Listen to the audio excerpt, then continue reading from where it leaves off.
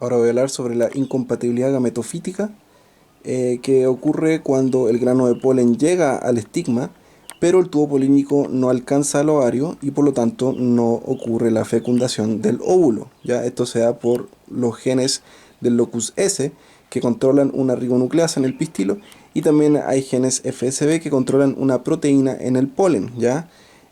Cuando existe el mismo gen en el polen y en el estilo, el crecimiento del tubo polínico es inhibido por glicoproteínas del pistilo que pueden ligarse con ARNasa, que es una enzima que degrada el ARN del polen, y además se forma una callosidad, ¿ya?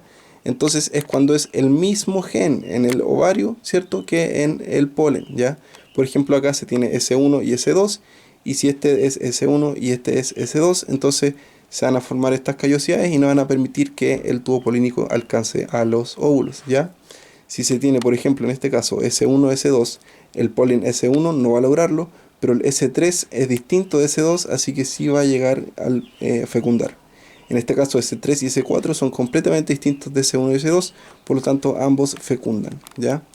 La importancia en manejos agronómicos de la incompatibilidad gametofítica radica en que afecta a árboles caducos, entre otros, como por ejemplo el almendro, el ciruelo japonés, el cerezo dulce, el manzano, etcétera, ¿ya?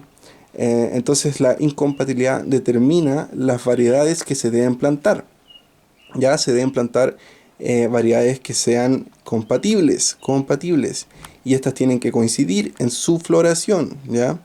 Se deben seleccionar al menos dos variedades o incluso tres, ya que la autopolinización no va a ser viable, ¿ya? Y se requiere la polinización cruzada.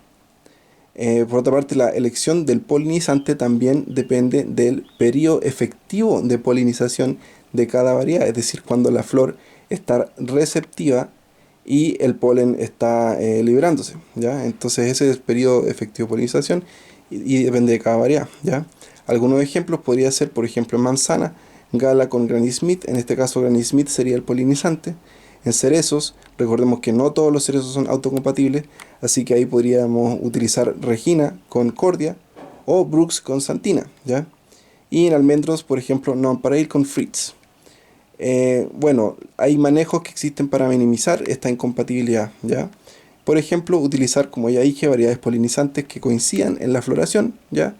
O al menos en parte de esta, ¿ya? Por otra parte, usar cianamina hidrogenada, que es una molécula, ¿cierto? Un regulador de crecimiento, qué sé yo, que ayuda a uniformizar la floración y favorecer la coincidencia de la floración, ¿ya? También se pueden aplicar aspersiones de boro, ¿ya? Porque el boro, como todos sabemos, ayuda a la elongación del tubo polínico y eso mejora la calidad del polen. Por otra parte, utilizar hartas colmenas de abejas, ¿ya? Y bien distribuidas y de buen vigor para asegurar la polinización. Buscar zonas de alta temperatura, ¿ya? Y si es que no se tiene, por lo menos aumentarla con alguna cubierta plástica. ¿Por qué? Porque la alta temperatura implica que va a haber menos incompatibilidad, ¿ya? La incompatibilidad se vuelve menos estricta porque el tubo polínico empieza a crecer más rápido con la alta temperatura y logra germinar y supera la callosidad y se da la fecundación, ¿ya? Entonces eso es lo importante que hay que tener en cuenta cuando se habla de la incompatibilidad gametofítica.